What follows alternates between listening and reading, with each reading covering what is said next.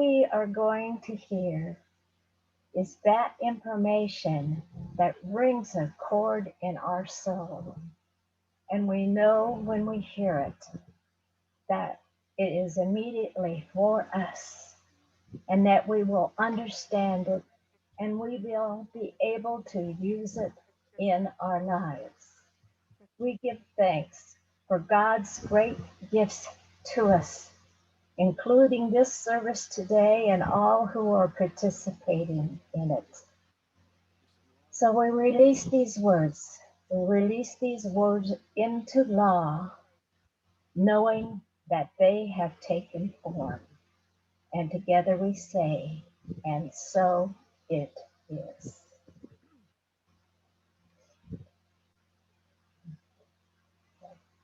Yeah, it's fine.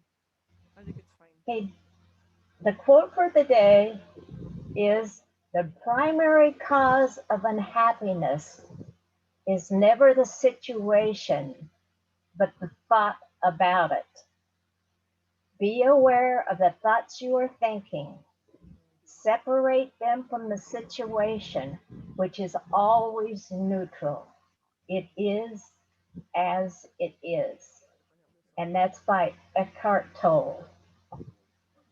The second quote that I have here is from Mahatma Gandhi. And when I saw it, I'll just move this over. this is something I thought we could all use in our lives. And it says, I will not let anyone walk through my mind with their dirty feet.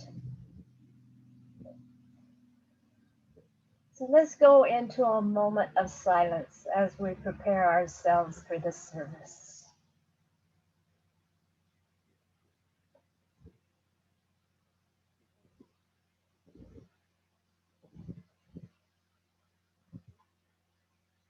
And we'll do a test with them. See if they can hear me.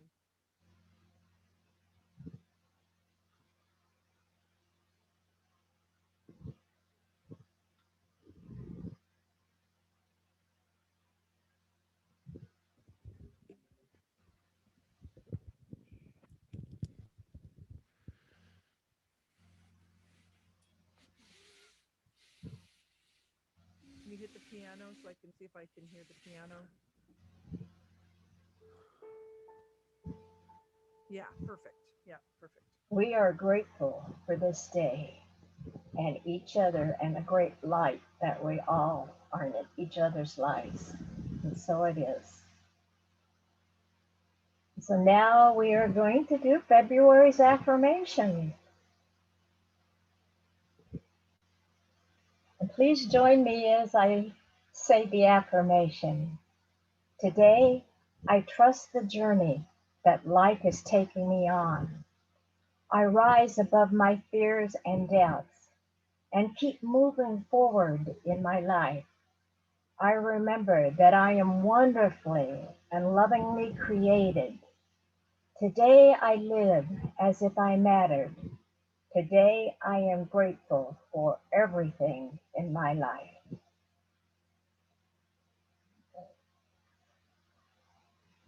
We are in for a real treat this morning as we have Colette Thomas here to provide us with our opening music. All right, let's do a test. See if Hello, they can hear can you you, hear Colette. us? Can you give me a thumbs up if you can hear us? Yeah, okay, great. Okay, she's good. Okay. Okay, awesome. All right. A song that was suggested by Michelle is what I'll be singing, and a song by Karen Drucker.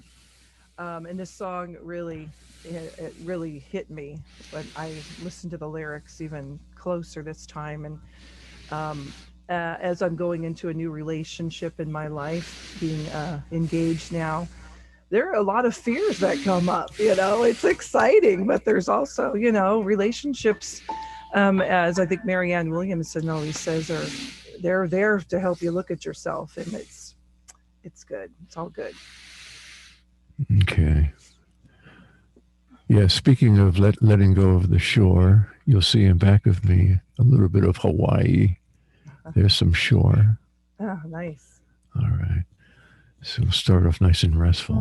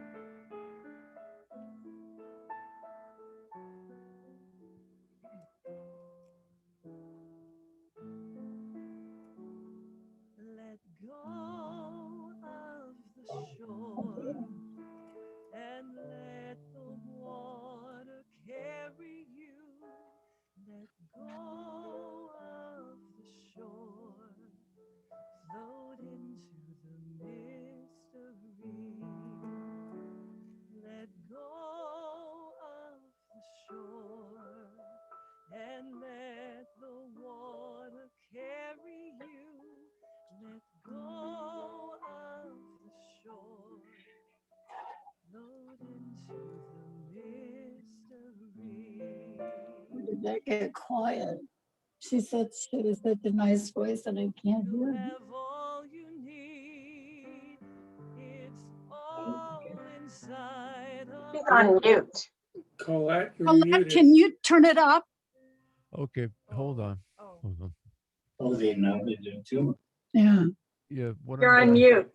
let I me- tried to ask you to unmute, Colette, but it didn't No, work. but- So but that gives- there you go. Hey, He's let's he's can we take it from afraid- the He's afraid that Yeah, you're gonna it'll get a big echo. So delay. let's try what it and we need see. to do is we go we to- honestly we couldn't hear you. We very, Okay. very faintly. Okay, let's hold try it on. again, Richard. Yeah, let me fiddle with this. I'm gonna give you Such a some. lovely song, and you have such a lovely voice. We'd really like to hear you and enjoy it. I guess that's the whole reason I'm here. I'll be heard. Be right with you. Okay, we're gonna do a test. Speak, Colette. Hello, hello. Is it better? I will make the best of it. There's definitely an echo, but I will make it work. Okay, but put your mute back on for your thing, because that's going through your iPad. And can you close the door? Oh, that might help. Yeah.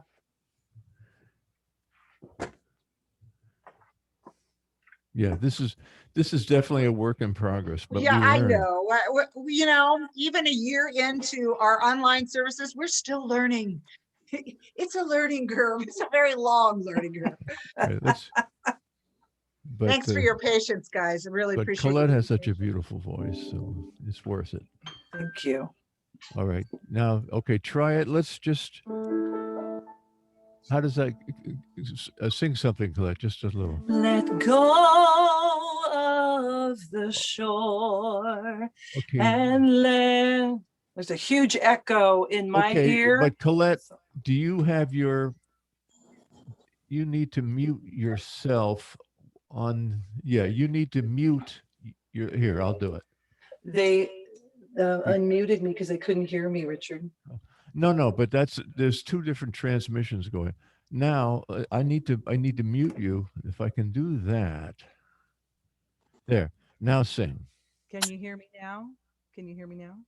No, they can't hear me, Richard. Jesus, Yeah. I don't know. So I'm just going to sing with the piano without the headsets on. It should be fine then, because I'm hearing the echo in the headset. So it should be fine if I just listen to your piano. Actually, we can hear you a little better than we could before. Okay, Let's try all it. right. Let me Okay, let's try get the gain up. Let's try it. Go ahead, Colette, sing. Let go of the shore. Is that better? Can everybody hear? They can hear that. Yeah. Yeah. I'll just Yes, listen Richard. to the piano Because we need to this. mute your transmission through your iPad, because Okay. that, Yeah, that, Can you we hear can me hear. that goes still? back to Zoom you and hear then me back to now? you. Okay. Yeah, they can hear you. Let's. Okay. All right. All right. Now there's a new intro. How's it?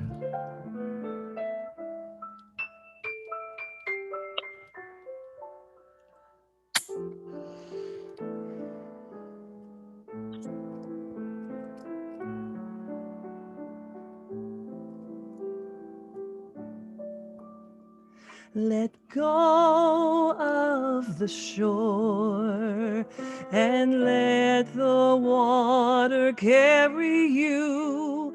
Let go of the shore. Float into the mystery. Let go of the shore and let the water carry you. Let go of the shore. Float into the mystery. You have all you need, it's all inside of you. Close your eyes and breathe and know that you are safe.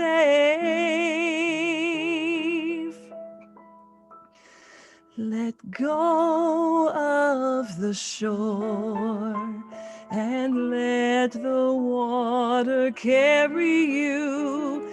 Let go of the shore. Float into the mystery. Let go of the shore and let the water carry you. Let go of the shore. Float into the mystery. No need to make a plan. Your heart will be your compass. Just lift your sails in faith and trust that you will arrive.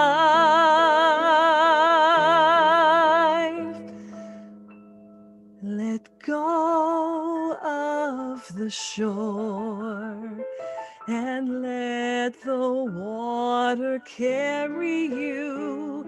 Let go.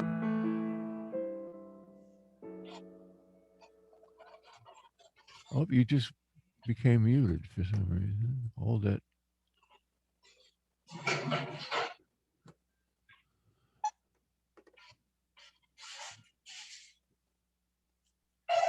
Yeah, can you unmute her? Somehow or other, her thing got muted again. It the There it is. Okay, okay. so Is it an take that experiment last. that went bad? I Take was just that going to last say the chorus. technology gods are not with us today. No, it just became muted for some reason. That's all right. Okay, go ahead. Take that last chorus, Colette. Well, it's very echoey, isn't it? Not Yeah. now. Not now. Well, a little bit. And let the water carry you. Let go of the shore.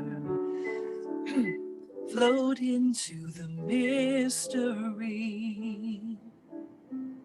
Let go of the shore and let the water carry you.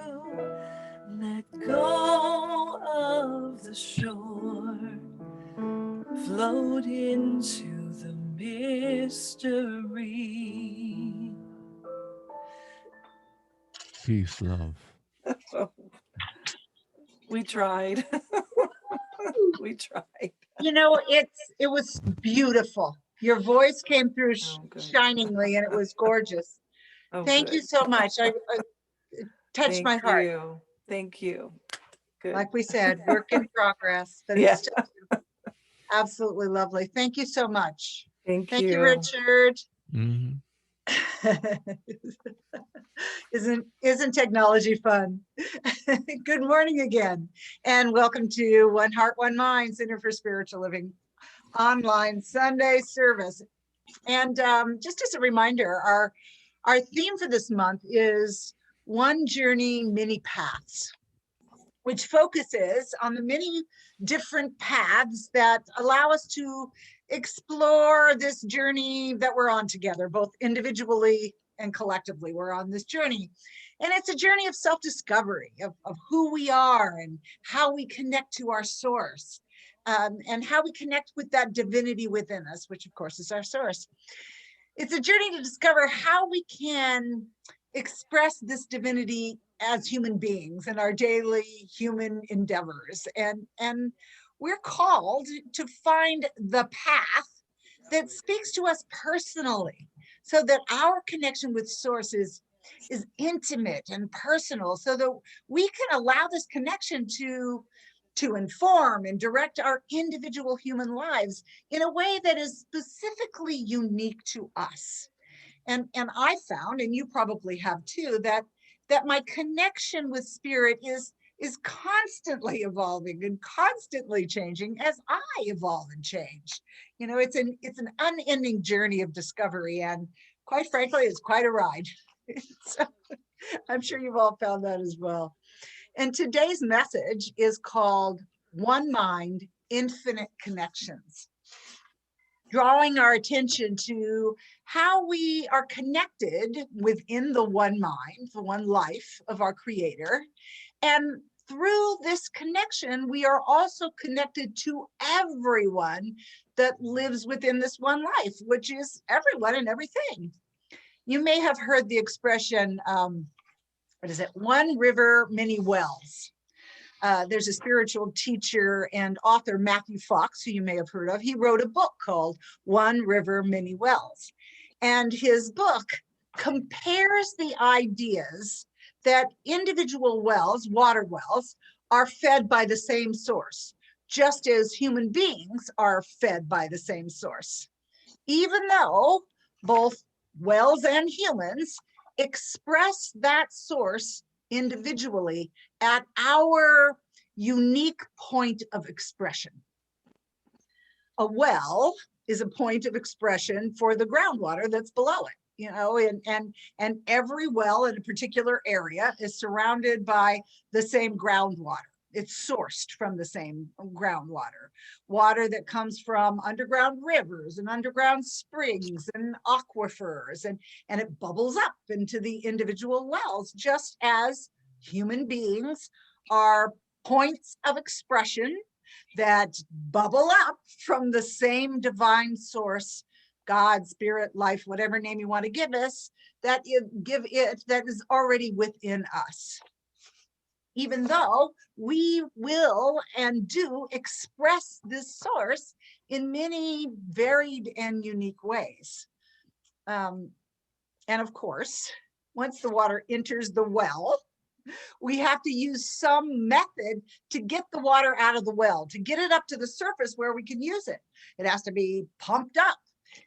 And I'm going to invite us to think of the pump as the mechanism or the method to help us use the water in our everyday life, just as we use spiritual traditions and philosophies and art and music and all manner of spiritual practices to help us use the spiritual principles and the laws of our Creator in our daily life. Our pump, if you will, may be as simple as a bucket and a rope, or it may be as complicated and as sophisticated as a high-powered machine. Our spiritual pump may be as simple as an affirmation or a quiet prayer, or it may be as intricate as spending our entire lives in quiet contemplation at a monastery somewhere. And the truth is, it doesn't really matter as long as we can get the water to the surface to use it in our specific and our unique way. Whatever spiritual tradition or practice we use, it only matters that it connects us to our source in an empowering and a useful way. I mean, spirituality, to have any value in our life, must be usable for us. It must be applicable to our daily lives. So the important piece for us as human beings is to be able to recognize and connect with the water of life, our source, the water that sustains and supports us in every aspect of our lives. And for me personally, I've found the teachings of the science of mind to be valuable and a practical tool to help me pump up the water. But even though I love the science of mind, I certainly don't exclude any other methods that might speak to me from other traditions. We each must find the way that speaks to us personally. Ernest Holmes, our founder, wrote in the Science of Mind text, and I have a slide I'm going to share with you. There. Let me find it. Oops. Share screen. Oh. I'm not sure what happened here. Hang on a minute.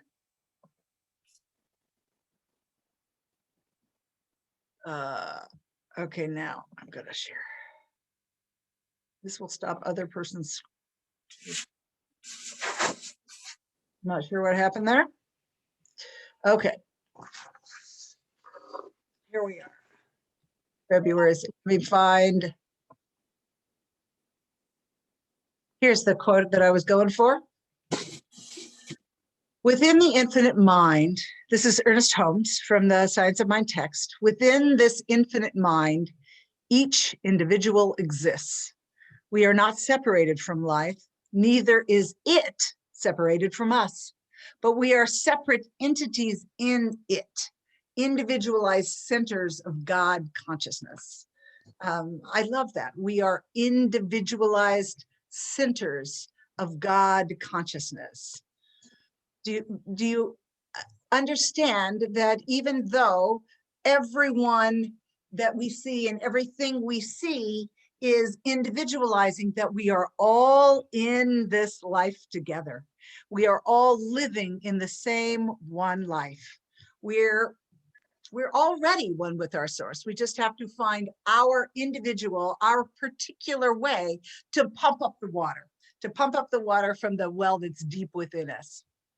You know, and all spiritual traditions give us ideas and practices to access and use this presence. And yet it's still up to us to connect with it and to participate with it in our particular way, in our individual way, in a way that feels right to us. We have to figure out through our own personal experiences and our own personal experimentation how we want to get the water out of the well. But no matter how we do it, it's still the same presence and it's still the same power. And here's the thing, because we're all connected to this one source, we're also all connected to each other. And I think that that's really important to remember, how our unity in the one life connects us to everything.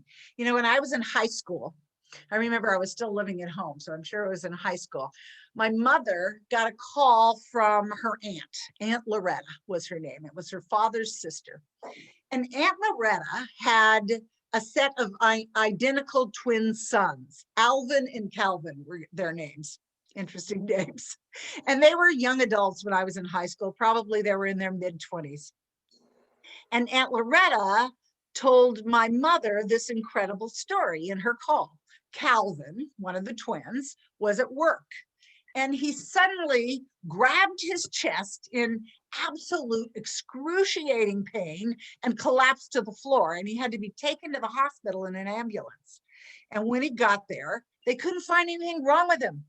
And then a short time later, they found out that Alvin, his twin brother, had gotten into a motorcycle accident right about the same time that Calvin collapsed to the ground and had punctured his right lung.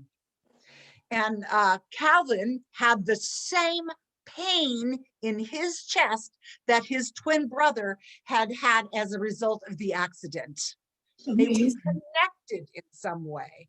They were connected by this invisible presence. And this isn't an unusual story. I've heard other stories about twins who have had similar experiences. So what the heck was going on? Why is it that they were so intertwined and so united that they felt the same experience, even though physically it didn't happen to them?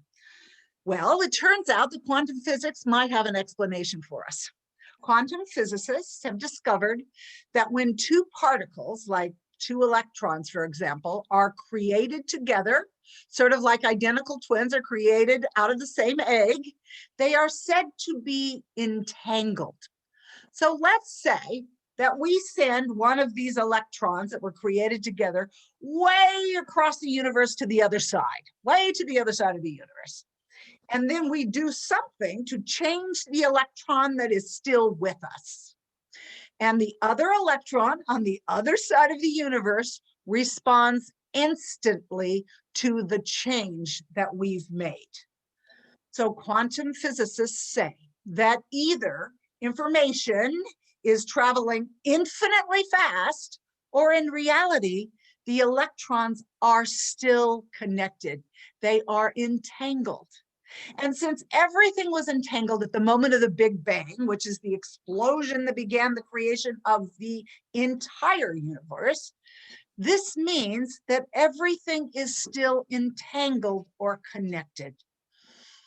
And space, what looks like empty space, is simply the construct that gives the illusion that there are separate objects.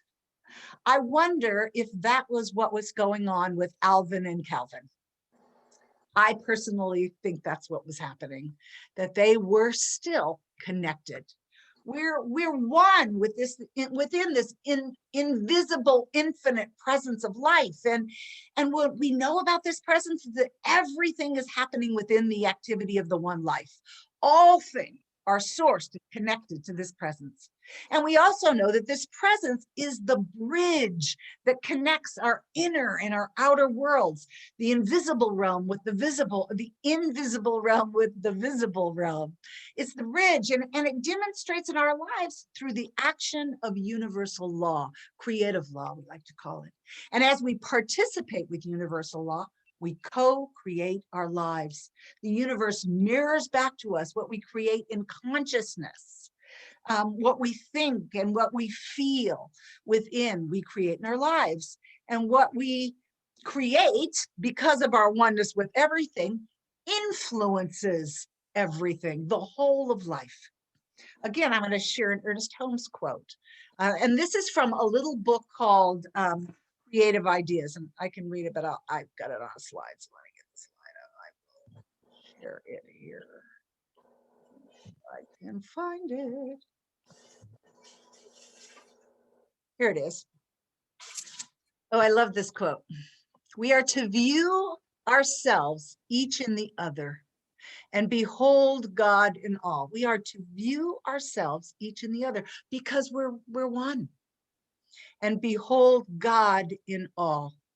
When we realize love is the great harmony, then we shall sing the praise of God. I don't know about you, but when I recognize and realize that everything I am looking at is an expression of the divine, it is so easy for me to be grateful. You know, and I wonder, as I was reading this quote, I wonder, is that what Jesus meant when he said to love our enemies as ourselves? I think so. I think he was telling us to first love ourselves, and then we will be able to reflect that love everywhere and to everyone. He was telling us how to come into a place of compassion for all life, even those that we imagine are our enemies. Because if we hold animosity and disdain for anyone else, for others at all, then that's what we will continue to create in the world, in our own lives. You know, in our, we meet on Wednesday evening, we have a discussion group, and right now we're doing a book called The Eye of the Storm. But in our Wednesday evening discussion group this past week, we talked about the idea of communion. Communion means being connected to the water of life, to using our well as a metaphor again, to connect with God, to our source. But it also means our common union. Just like the same water fills each individual well, we're filled with the same divine presence. And it's in the presence that we come together to find our common union. Not only with each other, we share our common union with all life, everything that lives on this beloved planet Earth. And it's here. It's in that common union, in that source, that we transcend, that we're actually able to move beyond our individuality, but without losing it. Our common union honors our individuality, but it also honors the universal, and it is constantly expressing the universal through us as individuals. That makes sense, right? So I was watching a video by Greg Braden the other day. I've told you how I love to watch videos when I'm on the treadmill. And I was watching this one. Y'all know who Greg Braden is. He's a pretty well-known metaphysical writer and teacher. And he was telling a story about a time in the late 1990s when he traveled to a monastery in Tibet. And he had the opportunity to meet with the elder, the abbot of the monastery. And he asked the abbot, who happened to be a Buddhist scientist and scholar, he asked him this. He said, what is the stuff that fills the field of everything? What is the stuff that holds the universe together? And what is that force that allows everything to be the way it is? And through a translator, the abbot answered Greg Braden with one word, and he said, compassion. Compassion, what an interesting answer. And Braden responded with another question. He asked this, then he asked through the translator, if compassion was a force that fills the universe, the stuff that holds everything together, or was it an experience that we have in our bodies? And again, the abbot answered through his translator. He said, yes, compassion is both a force that fills the universe and an experience that we have within our bodies. And as I was listening to Braden's story, it dawned on me that compassion is an acknowledgement of our unity with Source, with the same source, but also an acknowledgement of our bond with each other, with all of life. It bridges that gap from our source to encompass everything. In compassion, we recognize our unity. You know, we're not only connected with the presence and the power we call God and Spirit in this common union, you know, we are the presence and the power ourselves. Every atom in our body emerges from this source, and it is infinitely connected to this source, to this field of potential. We use so many different ways to describe this oneness. You know, in science, we tend to use the unified field or the field of potential. And our ability to interact with this power, this field of potential, can be learned. And it seems that we can participate most effectively with this source when we are in a particular brain state, which is what we do when we pray or we meditate or we're in quiet contemplation. And scientists are now able to monitor and detect what brain states give us the best access to this infinite, invisible field of potential in ways that science has never been able to recognize before. We've done a lot of exploration into Dr. Joe Dispenza's work, and he's discovered through his research, extensive research and his workshops, that the slower our brain waves, the greater our ability to move into the subconscious, the subjective mind, or what he calls the operating system, and to connect with this source, with this flow of life. And to go even further, and I wondered if I should even add this in, but I think it makes a greater, a stronger point if I use this evidence as well. To go even further into the kind of scientific validation of accessing and participating with the presence, or the field, whatever we want to call it, in 1991, research was done at the HeartMath Institute in Northern California. I know that many of you have already heard about this place. And the HeartMath Institute discovered that there are 40,000 specialized cells in the human heart, and they're called sensory neurites. They're structured in the heart in a way that makes them function as a little brain in the heart. How fascinating is that? It's a neural network, just like in the brain, but not in the brain, in the heart. And these sensory neurites are essentially brain cells that are not in the brain. They function the same way brain cells do. They think, they feel, they remember independently of the brain. And the HeartMath Institute has also discovered that when the sensory neurites in the heart and in the brain are in harmony or in sync, they call it in brain and heart coherence, it's easier to consciously slow down our brain waves to create the brain state that is optimum for accessing the divine creative center, which makes so much sense to me, because in the science of mind tradition, we teach that it is not only our thoughts and ideas in our conscious brains that create, but also the feelings that we hold in our heart that activate the creative process through universal law.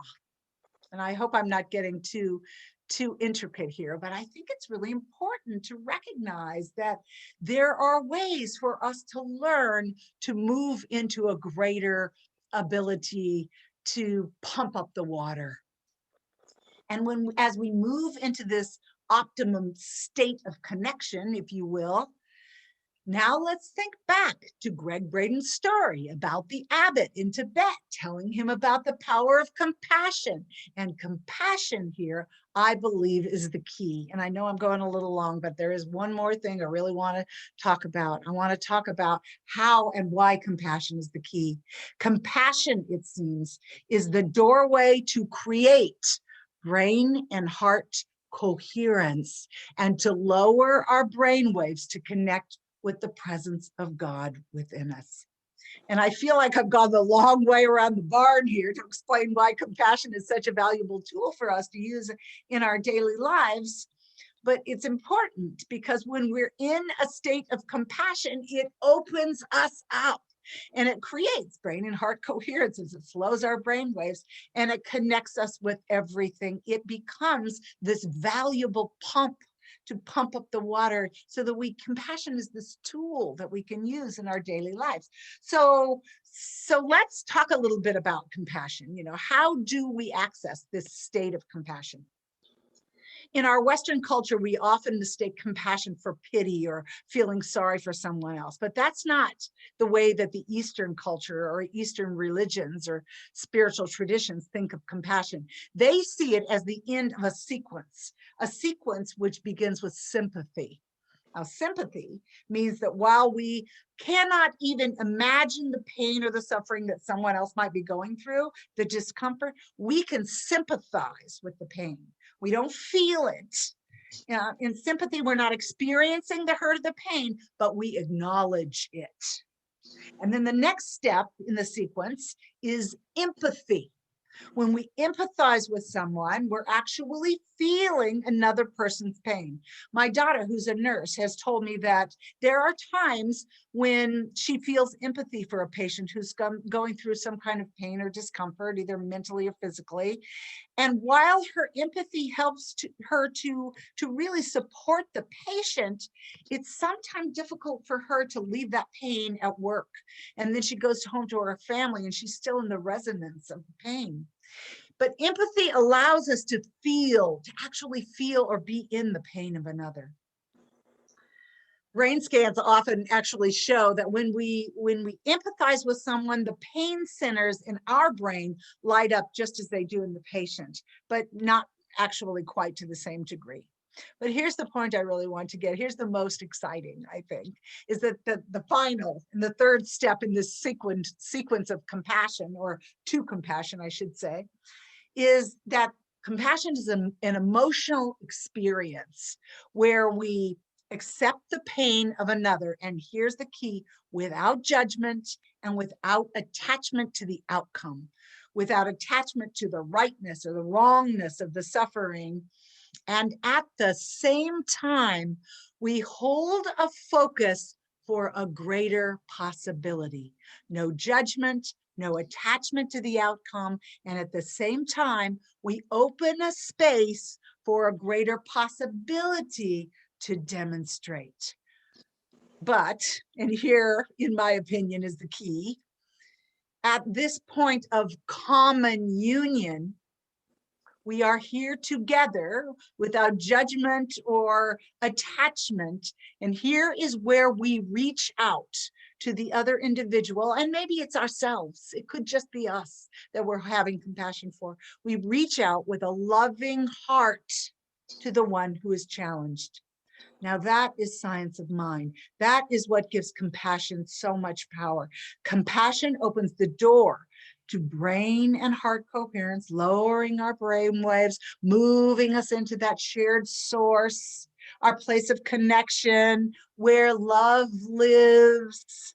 And here is where we plant the seed, to use our tried and true metaphor for science of mind. Here's where we plant the seed of a greater idea, a greater yet to be. That is the way that the Buddhist monks think about compassion. That is what the abbot was talking about.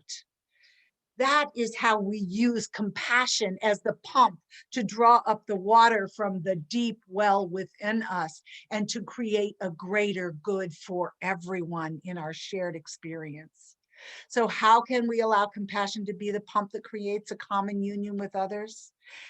Can you think of someone right now that you know who's having a challenging time in their life?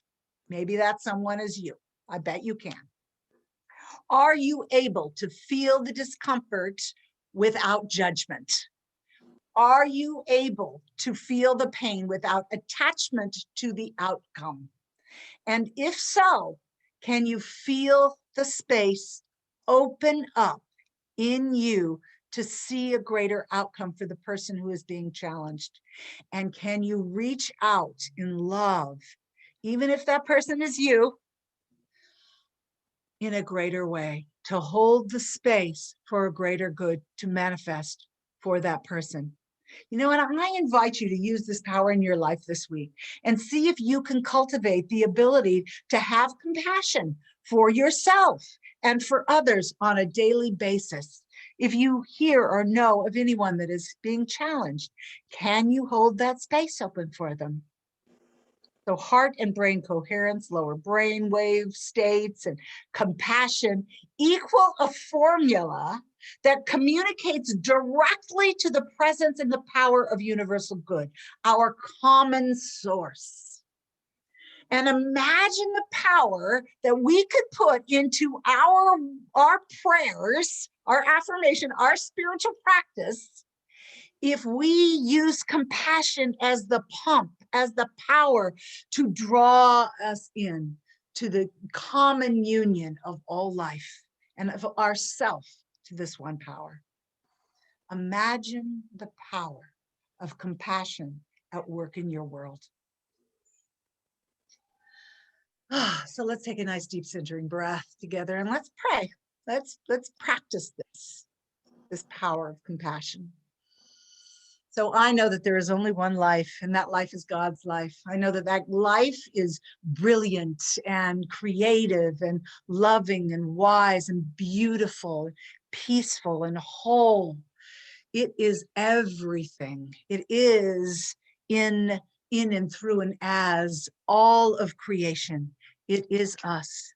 It is you. It is me. It is right where we are. We don't have to go anywhere. We don't have to become anything. We're already it. So I speak my truth for and about each and every person that is present here on this call and each and every person that is not. I speak my truth for our beloved Mother Earth. I speak my truth for all of the countries that live upon the face of her skin. I speak my word for and about all the life that is alive on Mother Earth. I speak my word for and about you, that there is a shift in consciousness right here and right now that allows and opens to use the power, the pump of compassion to draw you into a greater sense of this connection with Source, a greater sense of love, a greater sense of the good that is manifesting through you right here and right now through this shared source of our beloved creator, whatever we conceive that to be. Oh, so I just relax in gratitude, knowing that as I am grateful for everything in my life and for that has yet to manifest, it opens me up to a greater receptivity, for gratitude is the ultimate state of receivership. So in this connection, in this sense of gratitude, in this wholeness, in this love, it's this communion with you. I allow this word to go to impress universal law and to make its way into demonstration. And I know that it is. And I know that as I speak these words, they are already in action. So I just relax. Just say, thank you. We allow it to be, and together we say, and so it is.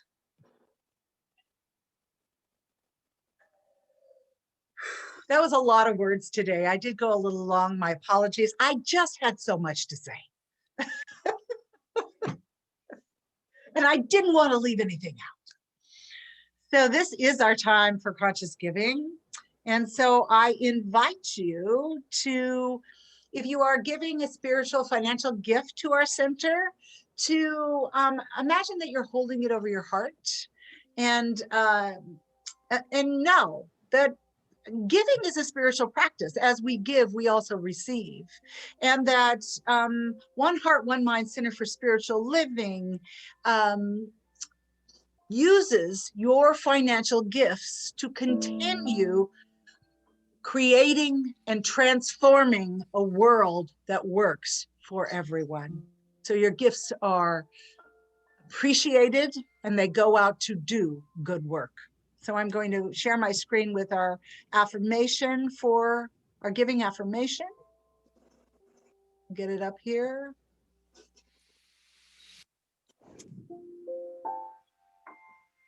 Oh, and here are the ways in which you can give. I always forget this piece up until now. So you can give on Venmo, you can give on Tidely, or you can send a snail mail check to our treasurer, our co-treasurer, I should say, treasurer. And I'll put the address up there for you.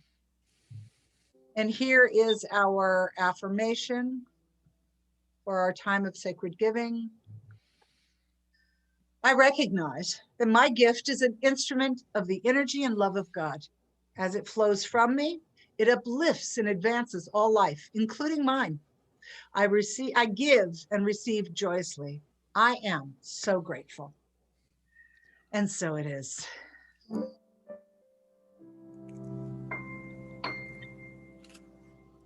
And I will put that address up.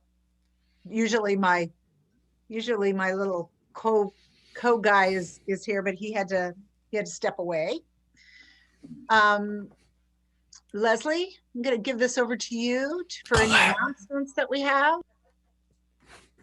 Our Tuesday evening spiritual get together